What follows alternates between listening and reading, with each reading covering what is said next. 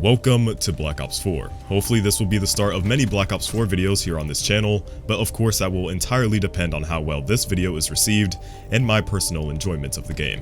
Before we go any further, I'd like to mention that if you haven't joined my Discord server yet, I highly recommend that you do so if you want to chat with some other people or ask me questions and talk whenever you'd like. The invite has and always will be in the description below, so make sure to join that when you have the chance. So, let's talk about some of my impressions on the multiplayer of this game. Keep in mind that I am playing on PC and not on console, and considering the fact that PC Call of Duty games are generally shit, I have to say that I'm quite impressed with the PC version of Call of Duty this year.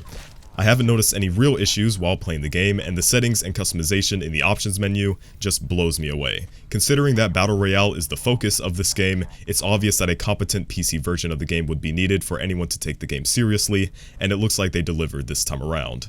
The movement in this game is spectacular. Not once did I feel limited while traversing around the map, and I felt fast and fluid and reactive no matter the situation, something I cannot say for a game like Battlefield 1, which feels like walking in a pool of tar in comparison.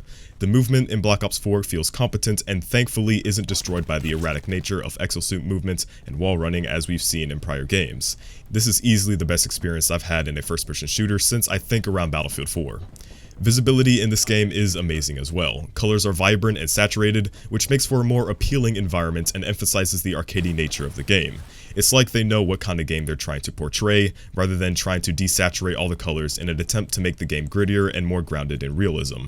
There's no issue seeing friendly nor enemy soldiers, obviously, as their health bars and bodies glow upon sight, and if you don't like seeing the health bars, you do have an option to turn them off in the settings.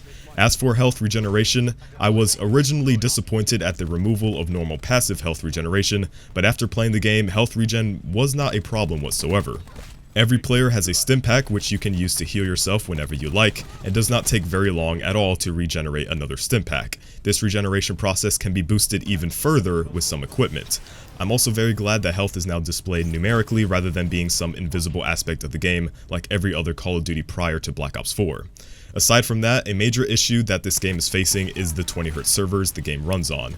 There's no real explanation as to why the server tick rate is so low, but you could definitely feel how awful the experience can be at times. From dying around corners to shots not registering, it's a pity to see what I think is finally a good Call of Duty game ruined by such garbage servers. As far as I'm aware, I haven't noticed any real drive from Treyarch to improve the servers to at least 60Hz, which is where the game should be in my opinion, but I am fairly certain that the low server tick rate is somehow tied into the stress of Battle Royale.